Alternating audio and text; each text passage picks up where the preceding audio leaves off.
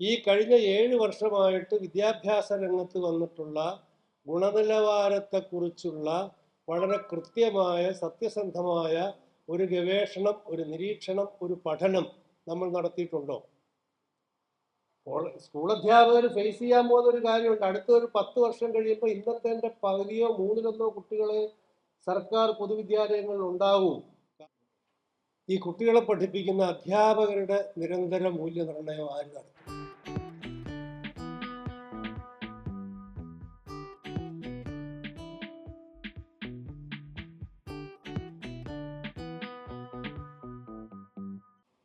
ഖാദർ മാഷ് തുടങ്ങി വെച്ചത് വളരെ പ്രസക്തമായ ഒരു ചോദ്യത്തോടെയാണ്. വിദ്യാലയങ്ങൾ ആർക്ക് വേണ്ടിയാണ്? പൊതുവിദ്യാലയങ്ങളായാലും ഉന്നത വിദ്യാലയങ്ങളായാലും ഇതൊക്കെ തന്നെ ആർക്ക് വേണ്ടി എന്നുള്ള ചോദ്യത്തിന് കൃത്യമായ ഉത്തരം കണ്ടെത്തിയാൽ ഇന്നത്തെ ഇവിടുത്തെ ചർച്ചയ്ക്ക് കൃത്യമായ ഉത്തരം ലഭിക്കുമെന്ന് വിശ്വസിക്കുന്ന ഒരാളാണ് ഞാൻ. മുമ്പും ഇപ്പോഴും ചില അപ്രിയ സത്യങ്ങൾ പറയാൻ ആഗ്രഹിക്കുന്ന ആളാണ്. ഇവിടെ പറഞ്ഞാൽ ആളുകൾ ചീത്ത വിളിക്കുമെന്നറിയാം. ഇനി എന്നെ വിളിച്ചില്ലേലും എനിക്ക് പ്രശ്നവുമില്ല. ഈ സിസ്റ്റം നന്നാവണമെങ്കിൽ ഇപ്പൊ നമ്മൾ ചർച്ച ചെയ്യുന്നത് എന്താ? കണ്ടിന്യൂസ് ഇവാലുവേഷൻ, നിരന്തര മൂല്യനിർണ്ണയം. ആരുടേത്? കുട്ടികളുടെ. ഈ കുട്ടികളെ പഠിപ്പിക്കുന്ന അധ്യാപകരുടെ നിരന്തര മൂല്യനിർണ്ണയം ആര് നടത്തും? അങ്ങനെ ഒരു നിരന്തര മൂല്യനിർണ്ണയം നടത്താൻ ശിവൻകുട്ടി തീരുമാനിച്ചാൽ കേരളം കത്തൂല്ലേ? തർക്കമൊന്നും വേണ്ട. ഈ എല്ലാ സംവിധാനത്തിലും സർവീസിൽ കയറിയാൽ റിട്ടയർ ചെയ്യുന്നതിനകത്ത് ഒരുപാട് കടമ്പകൾ ഉണ്ടാവും, പ്രമോഷൻ ഉൾപ്പെടെയുള്ള കാര്യം. ഇപ്പോൾ ക്ലാർക്കുമാരാണെങ്കിൽ KSR, JER, മറ്റേ ഫിനാൻഷ്യൽ കോഡ്, MOP, ഇങ്ങനെ പറഞ്ഞ് കുറേ സംവിധാനം. ഒരു തരത്തിലുള്ള പരീക്ഷണങ്ങളോ നിരീക്ഷണങ്ങളോ ഇല്ലാതെ സുഖമായി റിട്ടയർ ചെയ്യാവുന്ന ഒരു മേഖലയാണ് അധ്യാപന മേഖല. അപ്പൊ നിങ്ങളെ ഇവാലുവേറ്റ് ചെയ്യണമെങ്കിൽ ഞാൻ അതിന് യോഗ്യനാണോ എന്ന് ഞാൻ എന്നോട് തിരിഞ്ഞു നിന്ന് ചോദിക്കണം. നേരത്തെ ക്രിയേറ്റീവ് റിഫ്ലക്ഷൻ നമ്മുടെ ഖാദർഭായി പറഞ്ഞതുപോലെ അല്ലേ? ഇപ്പൊ ഞാൻ ഡയറക്ടറായിരിക്കുന്നതിനകത്ത് ഏറ്റവും ബാക്കിലിരിക്കുന്ന ഉണ്ണിയാണെന്നാണ് എനിക്ക് തോന്നുന്നത്. ഉണ്ണി തിരൂരിൽ നിന്ന് എത്തിപ്പെട്ടതാണ്. വളരെ നല്ലൊരു പ്രോജക്റ്റ് ആയിരുന്നു കണ്ടിന്യൂസ് ഇവാലുവേഷനുമായി ബന്ധപ്പെട്ട് സഹിതം പ്രോജക്റ്റ്. അതിന്റെ ഹോൾസെയിൽ ഏജൻസി ആയിരുന്നു നാരായണൻ. അതിപ്പോ ഏറെക്കുറെ മൃതപ്രദമായി എന്നാണ് ഞാൻ പുറത്തു നിന്ന് മനസ്സിലാക്കുന്നത്. ആ സഹിതം പ്രോജക്റ്റ് വിജയിക്കണമെങ്കിൽ ആര് പണിയെടുക്കണം?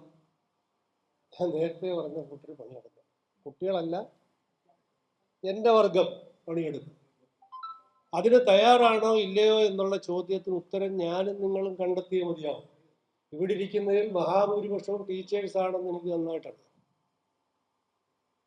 അപ്പൊ എല്ലാ പ്രശ്നങ്ങൾക്കും കുഴപ്പക്കാരാരാണെന്ന് ചോദിച്ചാൽ മാഷന്മാർ മാത്രമാണെന്ന് ഞാൻ പറയില്ല. ഈ സിസ്റ്റത്തിൽ ഒരുപാട് സ്റ്റേക്ക് ഹോൾഡേഴ്സ് ഉണ്ട്. അവർക്കൊക്കെ തന്നെ അവരുടേതായ പരിമിതികളും ഒക്കെ ഉണ്ടാകാം, ഗുണദോഷങ്ങളും ഒക്കെ ഉണ്ട്. പക്ഷെ ആ ഗുണദോഷ വിചാരം നടത്താനുള്ള സിസ്റ്റം നമുക്കുണ്ടോ? 2017 ജനകീയ നമ്മുടെ പൊതുവിദ്യാഭ്യാസ സംരക്ഷണ യജ്ഞം തുടങ്ങുന്ന കാലത്ത് SCRT ഡയറക്ടറായ ഒരാളാണ് ഞാൻ. ഇപ്പൊ 7 വർഷം കഴിഞ്ഞിരിക്കും. ഈ കഴിഞ്ഞ 7 വർഷമായിട്ട് വിദ്യാഭ്യാസ രംഗത്ത് വന്നിട്ടുള്ള ഗുണനിലവാരത്തെക്കുറിച്ചുള്ള വളരെ കൃത്യമായ സത്യസന്ധമായ ഒരു ഗവേഷണം, ഒരു നിരീക്ഷണം, ഒരു പഠനം നമ്മൾ നടത്തിയിട്ടുണ്ടോ? ഇല്ല എന്നാണ് ഞാൻ മനസ്സിലാക്കുന്നത്. അപ്പൊ അങ്ങനെ പഠനം നടത്തിയാൽ ചില കാര്യങ്ങൾ നമുക്ക് തിരിച്ചറിവുണ്ടാകും. എവിടെയാണ് പ്രശ്നം? പൊതുവിദ്യാഭ്യാസ സംരക്ഷണത്തിന്റെ ഭാഗമായി കേരളത്തിലെ എല്ലാ സ്കൂളുകളിലും മാസ്റ്റർ പ്ലാൻ തയ്യാറാക്കിയിട്ടുണ്ട്. എല്ലാ സ്കൂളിലും ഉണ്ടാവും മാസ്റ്റർ പ്ലാൻ.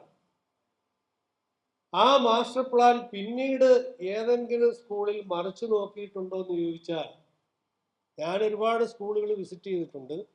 ആ മാസ്റ്റർ പ്ലാനിന്റെ കാലഘട്ടത്തിൽ ഒരാൾ അത് മറിച്ചു നോക്കി. അപ്പൊ വിദ്യാഭ്യാസ രംഗത്ത് നമ്മൾ ഒരുപാട് നവീകരിക്കപ്പെട്ട ഫിൻലൻഡിനെ പകർത്താതെയൊക്കെ ഒരുപാട് പദ്ധതികൾ നമ്മൾ ആവിഷ്കരിക്കുന്നത്. പക്ഷെ അതൊക്കെ തന്നെ അതിൻ്റെ ഭാഗമായിട്ടുള്ള കണ്ടിന്യൂസ് ഇവാലുവേഷൻ, അത് എവിടെ നിൽക്കുന്നു, അതിലെവിടെങ്കിലും പ്രതിബന്ധം വന്നിട്ടുണ്ടോ, അതിലെന്തെങ്കിലും തടസ്സമുണ്ടായിട്ടുണ്ടെങ്കിൽ അതെങ്ങനെ പരിഹരിക്കാം തുടങ്ങിയ കാര്യങ്ങൾക്ക് എവിടെയെങ്കിലും നമ്മൾ ശ്രദ്ധ കേന്ദ്രീകരിക്കാറുണ്ടോ? ഇപ്പൊ എന്താ, അക്ഷരമറിയാത്ത ആളുകളെ കുറിച്ച് ആളുകൾ പരസ്യമായി പുലഭ്യം വിളിക്കും. ഞാൻ പുലഭ്യമൊന്നും വിളിച്ചിട്ടില്ല. അക്ഷരമറിയാൻ വയ്യാത്തതിന്റെ കാരണമെന്ന് ചോദിച്ചാൽ ആ കാരണക്കാരാരാ? അതിനും ഞാനും നിങ്ങളും തന്നെയാണ്. കാരണം നിങ്ങൾ 1ാം ക്ലാസ്സിൽ പഠിച്ച കുട്ടിക്ക് കണ്ടിന്യൂസ് ഇവാലുവേഷൻ നടത്തിയിട്ടുണ്ടോ? ഞാൻ 1980 കോഴിക്കോട് ആർട്സ് കോളേജിൽ അധ്യാപകനായി വരുമ്പോൾ മലയാളം, ഹിന്ദി BA കുട്ടികൾക്ക് സംസ്കൃതം പഠിപ്പിക്കാൻ നിർബന്ധിതനായ ആളാണ്. മലയാളം ക്ലാസ്സിൽ ചെന്ന് ഞാൻ ചോദിക്കും, നിങ്ങൾ സംസ്കൃതമൊക്കെ പഠിച്ചിട്ടുള്ളവരാണ്? ഇല്ല എന്ന് പറയും. മലയാളം പഠിച്ചിട്ടുണ്ടോ? ഉണ്ട്. ഹിന്ദി പഠിച്ചിട്ടുണ്ടോ? ഉണ്ട്. എന്നാ മക്കളൊരു കാര്യം ചെയ്യും, ഒരു ഷീറ്റ് പേപ്പർ എല്ലാവരും എടുക്കാൻ പറ്റും. നിങ്ങൾ വർഗാക്ഷരങ്ങളും അന്തസ്തങ്ങളും ഊഷ്മാക്കളും ഒക്കെ ഹിന്ദിയിൽ എഴുതുക, അതിൻ്റെ മേളിലോ താഴെയോ മലയാളത്തിൽ എഴുതുക. ഖരം, അധികരം, മൃദുകോശം. ആദ്യത്തെ 8 വർഷക്കാലം ഒരൊറ്റ വിദ്യാർത്ഥിയും ശരിയായി എഴുതിയിട്ടില്ല. ആദ്യത്തെ 8 വർഷം. 8 വർഷം കഴിഞ്ഞപ്പോൾ പറഞ്ഞ്, പ്രസാദ് മാഷിന്റെ ക്ലാസ്സിൽ കയറണമെങ്കിൽ അക്ഷരം അറിയാതെ കയറിയാൽ നാണക്കേടാണ്. അപ്പൊ എന്നെ കുറിച്ച് അങ്ങനെ നമുക്ക് മാഷന്മാർക്ക് പിള്ളേർ പേരിടുമല്ലോ, അങ്ങനെ എനിക്കും പല പേരിട്ട്, അങ്ങനെ അതിന്റെ ഭാഗമായിട്ട് 9ാം കൊല്ലമായപ്പോൾ കൃത്യമായിട്ടെല്ലാം എഴുതി. ആ 8 കൊല്ലക്കാലത്ത് ഇതിന്റെ ഒരു പഴയ, ഞാൻ എന്തുകൊണ്ട് ഇത് ചെയ്തു എന്ന് ചോദിച്ചാൽ, ഞാൻ 75 MA പഠിക്കുന്ന കാലത്ത് university college Thirunellur Karunakaran MA അന്ന് 13 പേരേ ഉള്ളൂ. എൻ്റെ ഗാർഡിയനായിരുന്നു തിരുനെല്ലൂർ. തിരുനെല്ലൂർ പോകാൻ നേരത്ത് പറഞ്ഞു, മക്കളുടെ ഒരു കാര്യം, ഞങ്ങൾ എല്ലാവരും കൂടെ ഒരു ഷീറ്റ് പേപ്പർ എടുക്കും, മലയാള അക്ഷരം തെറ്റുകൂടാ എഴുതാമെങ്കിൽ സ്പെൻസർ ജംഗ്ഷനിലുള്ള ഇന്ത്യൻ കാഫി ഹൗസിൽ നിങ്ങൾക്ക് എല്ലാവർക്കും ഞാൻ കാപ്പി മേടിച്ചു തരാം, മറിച്ചാണെങ്കിൽ നിങ്ങൾ എനിക്ക്. അവസാനം ഈ 13 പേരുടെയും കാപ്പി തിരുനെല്ലൂർ കുടിക്കേണ്ടി വന്നു. അത് തിരുനെല്ലൂർ വൈകിട്ട് ഞങ്ങൾ കാണുമ്പോൾ എന്നോട് പറയുമായിരുന്നു, അത് ഞാൻ പ്രയോഗിച്ചതാണ് ഞാൻ മാഷായി കോളേജ് വന്നപ്പോൾ. അപ്പൊ എന്തുകൊണ്ടാണ് അക്ഷരമറിയാത്ത കുഞ്ഞുങ്ങളായി മാറിയത്? അധ്യാപകന്റെ ദോഷമല്ലേ? അധ്യാപകൻ ഈ പ്രീ പ്രൈമറി ആയാലും പ്രൈമറി ആയാലും അവന് നേടേണ്ടുന്നത് നേടിയിട്ടുണ്ടോ, ആ പ്രോസസ്സിലൂടെ ഈ അധ്യാപകൻ കടന്നു പോയിട്ട് പ്രോഡക്റ്റിൽ എത്തിയതാണോ എന്നുള്ള ഒരു അന്വേഷണം അത് ആര് നടത്തും? അത് പരീക്ഷയിലൂടെയാണോ നടത്തേണ്ടത്? അല്ലല്ലോ, അത് നമ്മൾ നടത്തണം.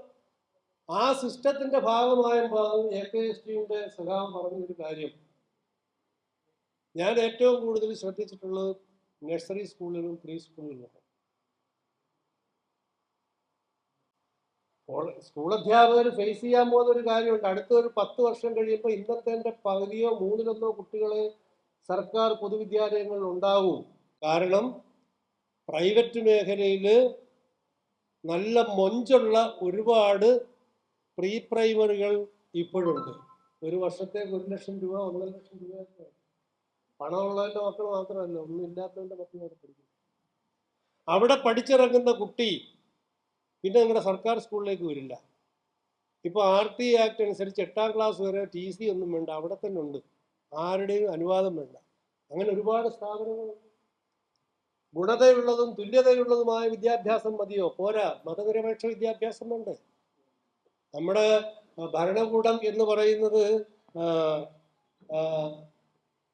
മതനിരപേക്ഷ സംവിധാനത്തിൽ അധിഷ്ഠിതമല്ലേ? ഞാൻ കോഴിക്കോട്ടെ ഒരു പേര് പറയാൻ പാടുണ്ടോ ഇല്ലയോ എന്ന് ചോദിച്ചാൽ ഞാൻ പറയുന്നില്ല. കോഴിക്കോട്ടെ ഒരു വലിയ സ്കൂള്, പേര് പറയുന്നില്ല, കേംബ്രിഡ്ജ് സിലബസ് ICSE എന്നാണ് അവർ പറയുന്നത്. എനിക്കറിയാവുന്ന ഒരു കുട്ടി 1ാം ക്ലാസ്സിൽ ഒന്നാം ക്ലാസ്സിലെ മോറൽ സയൻസ് ആണ്, ഞാനത് നിങ്ങളെ ബോധ്യപ്പെടുത്തുന്നത്. ഒന്നാമത്തത് പേര് വാല്യൂ, അതിൻ്റെ അടിക്ക് ഫെയ്ത്ത് ഇൻ ഗോഡ് എന്നാണ്. അതൊരു ആൽമരത്തിൻ്റെ ചുവട്ടിൽ രണ്ട് കുട്ടികൾ കൈകൂപ്പി നിൽക്കുകയാണ്. ആ പാഠത്തിൻ്റെ മൊത്തം പേര് മൈ ട്രൂ ഫ്രണ്ട് എന്നാണ്. God, I am on my knees for your blessing. For you bless us with bright morning. You give us sunshine, rain and forest. ആരാ? ദൈവം തമ്പുരാനാണ് മഴ തരുന്നതും ഇത് തരുന്നത്, സൺഷൈൻ സൂര്യപ്രകാശം തരുന്നതൊക്കെ ദൈവം തമ്പുരാനാണ്. And you gave us loving and caring parents. My mama says God is the true friend. And you are my dearest friend indeed. Be my teacher and teach me to be good and make me your ever loving child. ഇത് പഠിപ്പിച്ച ഞാൻ പറഞ്ഞു, എനിക്കറിയാവുന്ന ഒരു കുട്ടി പറഞ്ഞു, കുട്ടിയോട് teacher ചോദ്യം ചോദിച്ചു, ആരാണ് കുട്ടിയുടെ ബെസ്റ്റ് ഫ്രണ്ട്? ആ കുട്ടി പറഞ്ഞു, മൈ ഫാദർ ആൻഡ് മദർ. അപ്പോൾ ആ ടീച്ചർ ആ കുട്ടിയെ തിരുത്തി, നോ നോ നോ നോ, നിന്റെ അച്ഛനും അമ്മയല്ല നിന്റെ ബെസ്റ്റ് ഫ്രണ്ട്, ഗോഡ്. കാരണം നമുക്കെല്ലാം തരുന്നത്, ഇത് മോറൽ സയൻസ് പഠിപ്പിക്കുന്ന കേരളത്തിലെ വിദ്യാഭ്യാസ രംഗത്ത് ഏറ്റവും ഉന്നതങ്ങൾ നിൽക്കുന്ന കേരളത്തിലൊരു വിദ്യാഭ്യാസ സ്ഥാപനമാണ്. അവിടെ 12ാം ക്ലാസ് പഠിപ്പിക്കുന്ന ഒരു സ്ഥാപനമാണ്. 1ാം ക്ലാസ്സിൽ പഠിക്കുന്ന കുട്ടി ഇതാണ് പഠിക്കുന്നതെങ്കിൽ നിങ്ങൾ എന്ത് മതനിരപേക്ഷ വിദ്യാഭ്യാസമാണ് പഠിപ്പിക്കുക? ആ കുട്ടി വളർന്നു വരുന്നത് എങ്ങനെയായിരിക്കും? അതുകൊണ്ട് ഈ പ്രീ പ്രൈമറി ഒക്കെ തന്നെ നിലവിൽ യാതൊരു നിയമവുമില്ല, ആർക്ക് വേണമെങ്കിലും പെട്ടിക്കട പോലെ തുടങ്ങാവുന്ന. ഞാനത് പിന്നെ ഗ്ലോബൽ അക്കാഡമി എന്നൊക്കെ പറഞ്ഞ് ദേശാഭിമാനി ഉൾപ്പെടെ വലിയ വാർത്ത വരുന്നു. ഞാനതെല്ലാം ഒന്ന് പൊളിക്കാൻ പറ്റുമെന്ന് നോക്കിയിട്ട് അവസാനം കൈപൊള്ളി തിരിച്ചു പോകുന്ന ആളാണ്. കാരണം നിലവിൽ കേരളത്തിൽ നിയമമില്ല, ആർക്കും നടത്താം. ക്വാളിഫൈഡ് ടീച്ചേഴ്സ് അല്ല. ഞാൻ കുറേ സ്ഥലങ്ങളൊക്കെ വിസിറ്റ് ചെയ്തു, അവിടെ MBA പാസ്സായി ജോലിയൊന്നും ഇല്ലാത്ത ആളുകളാണ് ഈ കുഞ്ഞു മക്കളെ പഠിപ്പിക്കുന്നത്. അപ്പം ഞാൻ പറഞ്ഞു വന്നത്, ഇത്തരത്തിൽ നമ്മൾ ഈ ഇവാലുവേഷൻ, കണ്ടിന്യൂസ് ഇവാലുവേഷൻ എന്ന് പറയുന്നത് നമ്മുടെ സിസ്റ്റത്തിൻ്റെ തകരാറൊന്നുമില്ല. സിസ്റ്റത്തിനകത്ത് ഒരുപാട് കാര്യങ്ങൾ നമ്മൾ കൊണ്ടുവന്നിട്ടുണ്ട്. ആ സിസ്റ്റം നമ്മൾ ആഗ്രഹിച്ചതുപോലെ, നമ്മൾ നിരീക്ഷിക്കുന്നത് പോലെ നന്നായിട്ട് ഇംപ്ലിമെന്റ് ചെയ്യേണ്ടുന്നത് ഏത് സ്റ്റേക്ക് ഹോൾഡറാണ്? Primarily we teachers. ബാക്കിയുള്ള PTA തുടങ്ങി സർക്കാരൊക്കെ വേറെ, പ്രൈമറിലി വി ടീച്ചേഴ്സ്. ആ ടീച്ചേഴ്സ് ഈ സിസ്റ്റത്തിൽ നമ്മൾ അതായത് ഉണ്ണിയുടെ സഹിതം പദ്ധതി ബെസ്റ്റ് പദ്ധതിയാണ്. അതിനകത്ത് കൃത്യമായ ആ കുട്ടിയുടെ എല്ലാ തരത്തിലുള്ളതായ സർഗശേഷിയും മറ്റു കാര്യങ്ങളും, കുട്ടി ക്ലാസ്സിൽ വന്നോ ഇല്ലയോ, കുട്ടിയുടെ കുടുംബം പശ്ചാത്തലം തുടങ്ങി സർവ്വതും A to Z സമഗ്രമായ സർവതോന്മുഖമായ കുട്ടിയുടെ സർഗശേഷി, അതിന് ശക്തിയും അതിൻ്റെ ദൗർബല്യവും അതിൻ്റെ സപ്പോർട്ടിങ് സിസ്റ്റവും ഒക്കെ മനസ്സിലാക്കുന്നതിന് വേണ്ടി ഒരു സിസ്റ്റം തുടങ്ങി വെച്ചതാണ്. പക്ഷെ അത് ആര് പൊളിച്ചെന്ന് ഞാൻ പറയില്ല, ആ സിസ്റ്റം. അതുകൊണ്ട് ഞാൻ പറയും, സിസ്റ്റത്തിൻ്റെ തകരാറല്ല. ഈ സിസ്റ്റം നന്നാക്കി കൊണ്ടുപോകണമെങ്കിൽ ആദ്യം എന്ത് വേണം? നമ്മളിതൊന്ന് ഉടച്ചു വാർക്കലൊന്നും നടക്കില്ല എന്ന് എനിക്കറിയാം. കാരണം 50ഓ 56ഓ സംഘടനകൾ ഈ മേഖലയിൽ, അവരെല്ലാം തൃപ്തിപ്പെടുത്തിയിട്ട് ഈ സിസ്റ്റം നന്നാക്കാൻ സാക്ഷാൽ ദൈവം തമ്പുരാന് പോലും കഴിയില്ല എന്നുള്ളതാണ്. അത് ആ തൻ്റെ ഇടത്തോടു കൂടി നടപ്പിലാക്കാൻ സാധിക്കും. ഇപ്പം ഇല്ലെങ്കിൽ നെവർ, നൗ ഓർ നെവർ. അതിന് സാധിക്കണം. അത് എത്രമാത്രം സാധിക്കുമെന്ന് എനിക്ക് പറയാൻ കഴിയില്ല. കാരണം ഇനിയിപ്പോൾ അടുത്ത തിരഞ്ഞെടുപ്പ് വരുന്നു, അതും കഴിഞ്ഞാൽ അടുത്ത തിരഞ്ഞെടുപ്പുമായി. അപ്പം പിന്നെ ഇതിനകത്ത് തൊടാൻ പറ്റില്ല. അപ്പം നമ്മുടെ സിസ്റ്റം അങ്ങനെയാണ്. അതുകൊണ്ട് ചെയ്യാമായിരുന്ന സമയത്ത് നമ്മൾ തുടക്കം കുറിച്ചെങ്കിലും ആ തുടക്കം കുറിക്കുന്നതിൻ്റെ തുടക്കം പോലെ ഒടുക്കത്തിലെത്താൻ നമുക്ക് സാധിക്കാതെ പോയതിൻ്റെ ഒരു പരിദേവനമായിട്ട് നമുക്കിപ്പോൾ ഈ ചർച്ചകളും ഒക്കെ നമുക്ക് കാണാൻ കഴിയും. ഞാനീ പറഞ്ഞത് അപ്രിയ സത്യങ്ങളാണ്.